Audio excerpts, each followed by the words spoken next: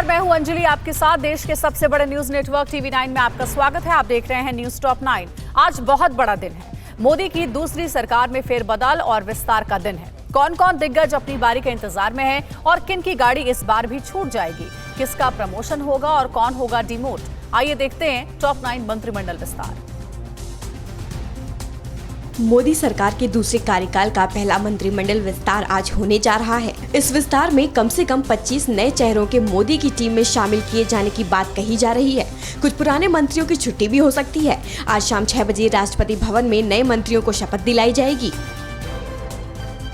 जिन चेहरों को मंत्रिमंडल में बड़ी जिम्मेदारी मिल सकती है, उनमें ज्योतिरादित्य सिंधिया और सर्बानंद सोनोवाल का नाम सबसे ऊपर है। सिंधिया को मध्य प्रदेश में बीजेपी की सरकार बनवाने का और सोनोवाल को सीएम की कुर्सी के त्याग के बदले सम्मानजनक इनाम मिलना तय माना जा रहा है। आज के मंत्रिमंडल विस्तार में चुनावी राज्य यूपी को सबसे ज्यादा जगह मिलनी तय है। यहां से अपना दल की अनुप्रिया पटेल और निषाद पार्टी को जगह देकर छोटे दलों को बीजेपी के साथ मजबूती से खड़े करने की तैयारी है।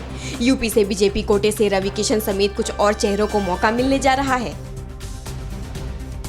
नीतीश की पार्टी जेडीयू पहली बार मोदी मंत्रिमंडल में शामिल होने जा रही है। जेडीयू अध्यक्ष और कुर्सी चेहरे आरसीपी सिंह को कैबिनेट मंत्री का दर्जा मिलने की बात है। वहीं सीएम नीतीश कुमार के करीबी राजीव रंजन सिंह को भी जगह मिलने जा रही है। वहीं एलजेपी के पशुपति पारस का मंत्री बनना भी तय है। बिहार से एक और बड़े चेहरे सुशील मोदी को भी मोदी की टीम में जगह मिलने जा रही है। मोदी मंत्रिमंडल में पहली बार दिल्ली के प्रतिनिधि की एंट्री होने जा रही है। नई दिल्ली सीट से दूसरी बार सांसद बनी और सुप्रीम कोर्ट की वकील मीनाक्षी लेखी को जगह मिलने की बात कही जा रही है। लेखी बतौर प्रवक्ता बीजेपी की ओर से बेहद मुखर रही हैं। आज के विस्तार में चुनावी राज्य उत्तराखंड का भी खास ख्याल रखे जाने की उम्मीद है। अभी सीएम की कुर्सी गंवाने वाले तीरथ सिंह रावत को मोदी कैबिनेट में जगह मिलनी तय मानी जा रही है। वहीं बीजेपी के मीडिया प्रभारी और उत्तराखंड के युवा चेहरे अनिल बलूनी भी पूरी तरह से रेस में बने हुए हैं। केंद्रीय कैबिनेट के विस्तार से ठीक पहले मोदी सरकार ने एक बड़ा फैसला किया है। केंद्र ने एक अलग मंत्रालय के गठन की घोषणा की है, जिसका नाम मिनिस्ट्री ऑफ कोऑपरेशन यानी सहकारिता मंत्रालय होगा। कहा जा रहा है कि प्रधानमंत्री मोदी ने सहकार से समृद्धि के वादे को पूरा करने के लिए इस नए मंत्रालय का गठन किया है। अलग से सहकारिता मंत्रालय बनाने के फैसले पर गृह मंत्री अमित शाह ने कहा है कि पीएम मोदी ने सहकार से समृद्धि के सपने को साकार करने के लिए ये अभूतपूर्व निर्णय लिया है। इसके लिए मोदी जी का हृदय से आभार व्यक्त करता हूं। वहीं रक्षा मंत्री राजनाथ सिंह ने कहा है कि सहकारिता मंत्रालय कृषि क्षेत्र और कृषि कल्याण की दृष्टि से बहुत कारगर सिद्ध होगा। आज के मंत्रिमंडल विस्तार में पिछड़े और दलित वर्ग के प्रतिनिधियों को खास तौर से तवज्जो मिलने की बात कही जा रही है। साथ ही प्रधानमंत्री की कोशिश है कि उच्च शिक्षा प्राप्त चेहरों, विशेषज्ञों और युवाओं को ज्यादा से ज्यादा जगह देकर उनकी प्रतिभा का लाभ उठाया जाए। आगे बढ़ते हैं। शिवसेना ने क्यों कहा कि महाराष्ट्र विधानसभा में लोकतंत्र की हत्या की गई है। लंबे समय तक कांग्रेस में रहे महाराष्ट्र के नेता कृपाशंकर सिंह आज बीजेपी में शामिल होंगे और जेईई मेन की परीक्षा की तारीखों का ऐलान कर दिया गया है। देश की अहम खबरों आपको दिखाते हैं टॉप 9 राष्ट्र।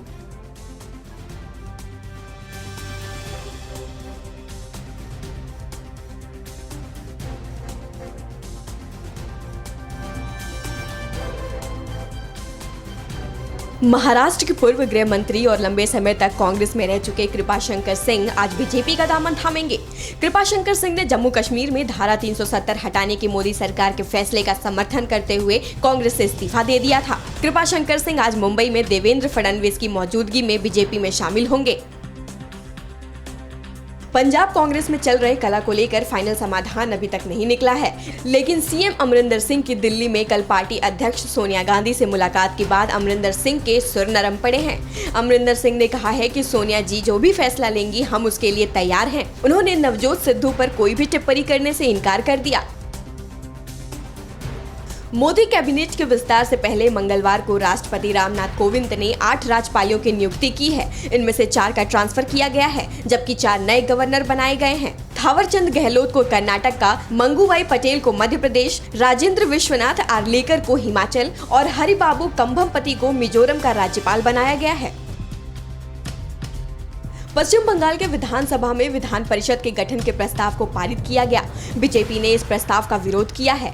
बीजेपी ने कहा है कि इसके जरिए ममता अपने हारे हुए उम्मीदवारों को एमएलसी बनवाना चाहती हैं। हालांकि राज्य में विधान परिषद का गठन संसद के दोनों सदनों की मंजूरी के बिना नहीं हो सकता।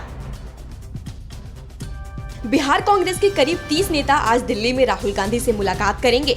इस दौरान राज्य के सियासी हालात और नए अध्यक्ष को लेकर चर्चा की जाएगी। बिहार कांग्रेस के प्रभारी अपनी रिपोर्ट पहले ही कांग्रेस हाईकमान को सौंप चुके हैं। लंबे समय से बिहार कांग्रेस के अस्थायी अध्यक्ष की नियुक्ति नहीं हुई है। विधायकों के टूटने का भी खतरा है। राहुल गांधी ने आरोप लगाया है कि कई राज्यों में मनरेगा श्रमिकों को मजदूरी का पैसा नहीं मिल रहा। कांग्रेस के पूर्व अध्यक्ष ने कहा कि महामारी में जब सरकार को अतिरिक्त आर्थिक सहायता देनी चाहिए थी, तब मजदूरों के हक का पैसा भी मारा जा रहा है। झूठे जुमलों के परे एक दुनिया है जहां कई घरों में चूल्हा तक नहीं जल पा रहा। ये कैसे अच्छे दिन हैं?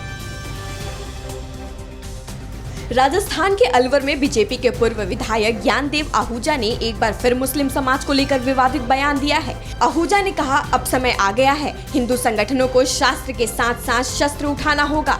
आहूजा अलवर में 12 साल की नाबालिग लड़की के साथ हुए गैंगरेप मामले में पीड़िता के परिवार से मिलने पहुंचे थे। आहूजा समेत 10 लोगों के खिलाफ एसडीएम कोर्ट में शिकायत दर्ज कराई गई है। जेईई मेन 2021 की परीक्षा की तारीखों का ऐलान कर दिया गया है। केंद्रीय शिक्षा मंत्री रमेश पोखरियाल निशंक ने कहा कि जेईई मेन के तीसरे चरण की परीक्षा 20 जुलाई से 25 जुलाई तक और मई सत्र यानी चौथे चरण की परीक्षा 27 जुलाई से 2 अगस्त के बीच होगी। अगर किसी परीक्षार्थी ने पहले इन चरणों के लिए आवेदन नहीं किया तो उसे भी अप्लाई करने का मौका दिया जाएगा।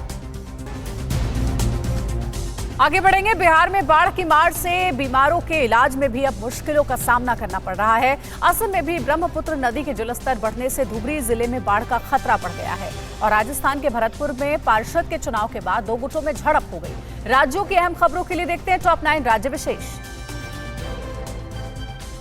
बिहार के इलाके बाढ़ से प्रभावित हैं। बाढ़ की वजह से बीमार लोगों को काफी परेशानी का सामना करना पड़ रहा है। रुद्री सैदपुर में एक बुजुर्ग की तबीयत खराब होने पर परिवार वालों ने उसे चारपाई पर लेकर नाव के सहारे प्राथमिक स्वास्थ्य केंद्र लाने को मजबूर हुए। बागमती तटबंध के भीतर बसे गाँव के लोगों की हर साल यही कहानी है। असम के धुबरी जिले के कई इलाकों पर बाढ़ का खतरा मंडरा रहा है। ब्रह्मपुत्र नदी के बढ़ते जलस्तर से कई गांवों में कटाव शुरू हो गया है। नदी की धार गांव के किनारों को अपनी ओर समाती जा रही है। यहां के 200 से ज्यादा परिवारों के रहने के लिए सुरक्षित जगहों पर अस्थायी व्यवस्था की जा रही है। कई लोग अपना घर बार समेटकर यहां से पलायन की तैयारी कर रहे हैं। मध्य प्रदेश के पन्ना के चांदपुर गांव में पिछले 1 सप्ताह में 3 बच्चों की मौत के बाद स्वास्थ्य विभाग हरकत में आ गया है। गांव में 14 बच्चे बीमार हैं। सभी बीमार बच्चों में सर्दी, जुकाम और बुखार के लक्षण मिल रहे हैं। स्वास्थ्य विभाग की टीम ने सभी बीमार बच्चों के साथ उनके माता पिता के भी सैंपल लिए थे। सभी की कोरोना रिपोर्ट नेगेटिव आई है। स्वास्थ्य विभाग सभी बीमार बच्चों पर निगरानी बनाए हुए है।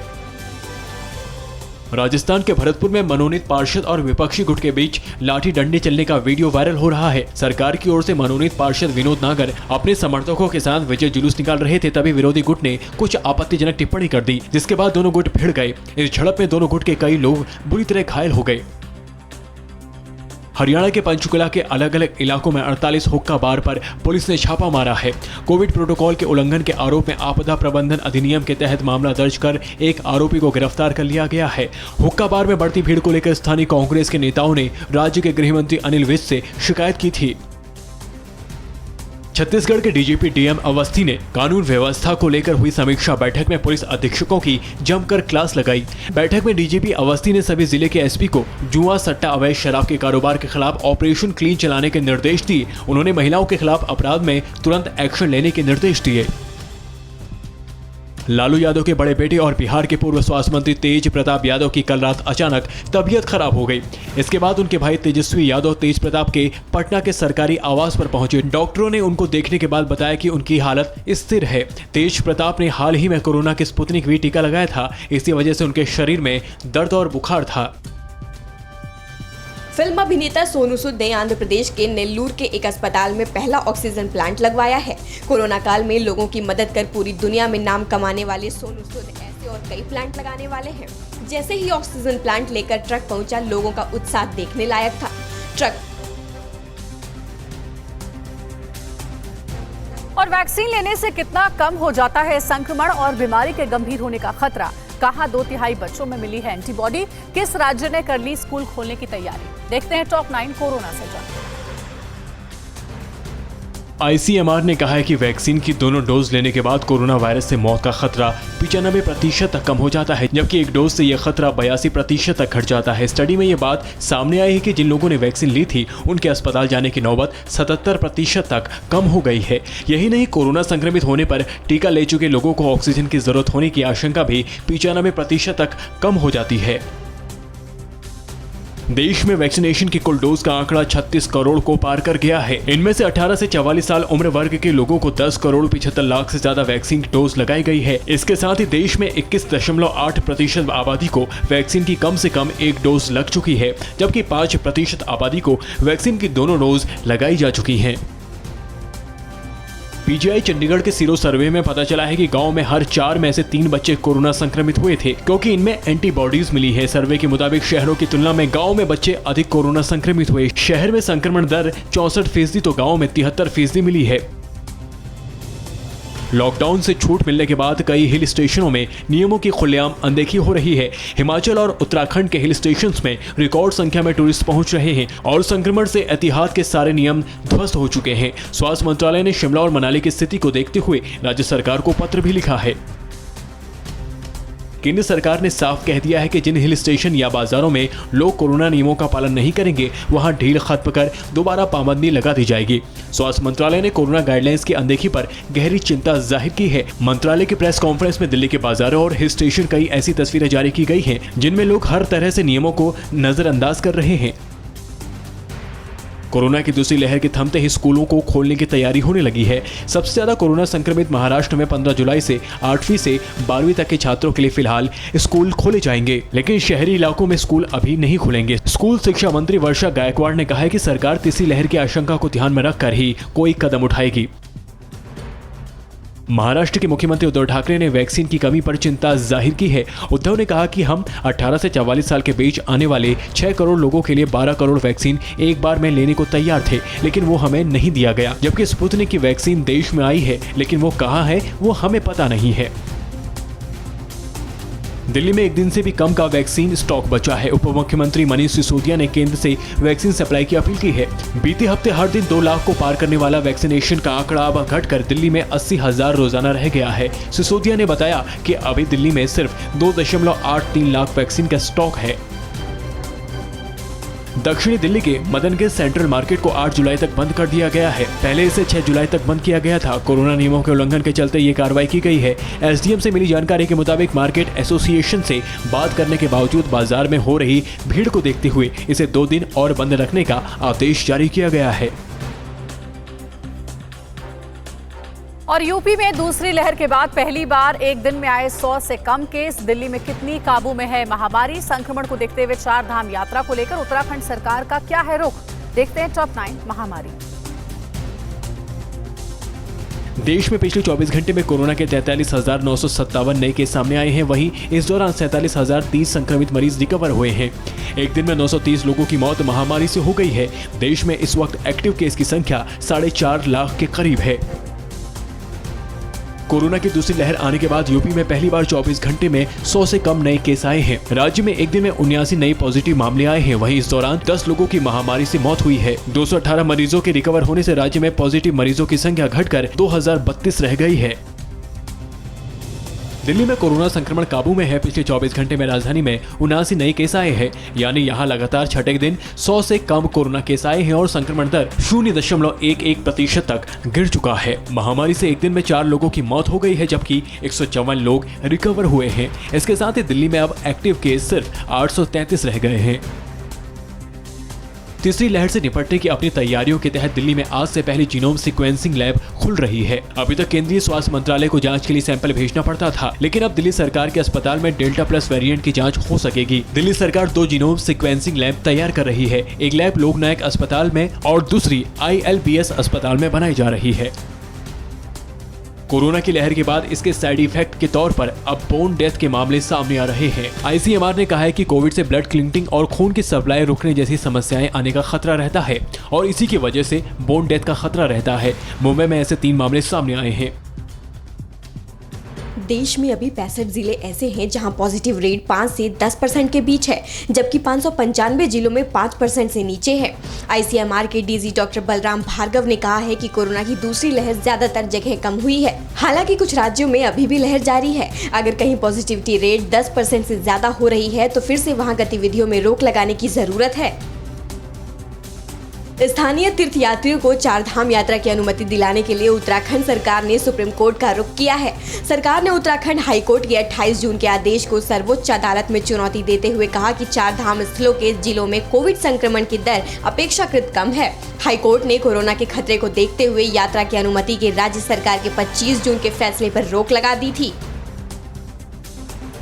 कोरोना महामारी की तीसरी लहर की आशंका को देखते हुए उत्तराखंड सरकार ने इस साल कांवड़ यात्रा की हरिद्वार में एंट्री को बैन कर दिया है। राज्य सरकार ने अपील की है कि सभी शिव भक्त हालात की गंभीरता को समझते हुए अपने आसपास के शिवालयों में ही जल चढ़ाएं। राजस्थान के झुंझुनू में स्वास्थ्य कर्मियों की बड़ी लापरवाही देखने को मिली है। यहाँ के बाकरा गांव में एक महिला को 40 सेकंड के भीतर 2 कोरोना टीके लगा दिए गए। महिला को कोरोना वैक्सीन लगाते समय हेल्थ वर्कर्स मोबाइल फोन से बातें कर रही थीं और इसी दौरान महिला को एक के बाद एक 40 सेकंड के भीतर ही 2 डोज लगा दिए गए। पहले एक स्वास्थ्य कर्मी ने माया देवी नाम की महिला को टीका लगाया और फिर दूसरी ने उसे दूसरी डोज लगा दी। क्वाड की अगली मीटिंग से क्या छूटने वाले हैं चीन के पसीने? इमरान खान ने चीन को अटूट रिश्ते वाला भाई और वर्ल्ड स्टेट्समैन बताकर की चापलूसी। और पाकिस्तान क्यों खड़ा है चौथी कोरोना लहर के मुहाने पर? चीन पाकिस्तान से जुड़ी खबरों के लिए देखते हैं टॉप 9 दुश्मन चीन का। चीन को फिर से मिर्ची लगनी तय है। क्वाड देशों के नेताओं की आमने सामने की पहली बैठक इसी साल अमेरिका में होने जा रही है। बैठक में हिस्सा लेने के लिए प्रधानमंत्री मोदी भी अमेरिका जा रहे हैं। बाइडेन के राष्ट्रपति बनने के बाद मोदी का ये पहला अमेरिकी दौरा है। क्वाड की इस बैठक में बाकी सदस्य देश ऑस्ट्रेलिया और जापान भी शिरकत करेंगे। इस गठबंधन को चीन अपने खिलाफ मानता है। तिब्बती धर्मगुरु दलाई लामा को जन्मदिन की शुभकामनाएं देने पर चीन असहज है, तो वही तिब्बत के लोग खुश हैं। तिब्बतन पार्लियामेंट्री के सदस्य डोलमा शेरिंग ने कहा है कि प्रधानमंत्री मोदी का संदेश हमारे लिए बहुत बड़ी बात है और इससे किसी को परेशानी नहीं होनी चाहिए, क्योंकि हम लोग चीन से अलग होने की बात नहीं करते बल्कि सिर्फ स्वायत्तता मांगते हैं। चीन को घेरने के लिए अमेरिका दुनिया के कई देशों के साथ मिलकर रणनीति बनाने में जुटा हुआ है। तिब्बत को लेकर अमेरिकी सांसद स्कॉट पेरी के एक प्रस्ताव से चीन को मिर्ची लगी है। स्कॉट पेरी ने अमेरिकी कांग्रेस में प्रस्ताव पेश कर बाइडेन से तिब्बत को स्वतंत्र देश घोषित करने की मांग की है। पेरी ने कहा है कि तिब्बत पर चीन का अवैध कब्जा है। चीनी राष्ट्रपति शी जिनपिंग ने कोरोना वायरस के चीन से पूरी दुनिया में फैलने के आरोप लगाने वालों को चेतावनी दी है। जिनपिंग ने विश्व राजनीतिक दल के शिखर सम्मेलनों को वीडियो लिंक के जरिए संबोधित करते हुए चीन पर वायरस फैलने का कलंक और इसका राजनीतिकरण करने को लेकर नाराजगी जताई है। जिनपिंग ने चीनी नेताओं से इसका हर स्तर पर विरोध करने को कहा है। पापुआ न्यू गिनी को भेजी गई चीन की वैक्सीन के मुद्दे पर ऑस्ट्रेलिया और चीन आमने सामने आ गए हैं। ऑस्ट्रेलिया ने चीनी मीडिया में छपी उन खबरों का खंडन किया है जिसमें कहा गया था कि ऑस्ट्रेलिया इस मामले में गलत नीयत से हस्तक्षेप कर रहा है। दरअसल ग्लोबल टाइम्स ने ऑस्ट्रेलिया पर आरोप लगाया था कि वो पापुआ न्यू गिनी में अपना कंसंट्रेट बिठाने की योजना बना रहा है। पाकिस्तान के पीएम इमरान खान ने कहा है कि वो निजी समारोह में जाने के लिए पीएम को मिलने वाले प्रोटोकॉल और सुरक्षा नहीं लेंगे। इमरान खान ने कहा है कि सुरक्षा और बाकी तामझाम पर होने वाले टैक्स पेयरों के पैसों को बचाने के लिए ऐसा फैसला किया गया है। कंगाल पाकिस्तान को बचाने के लिए इमरान ने अपने मंत्रियों की सुरक्षा पर खर्च भी समीक्षा करने की बात कही है।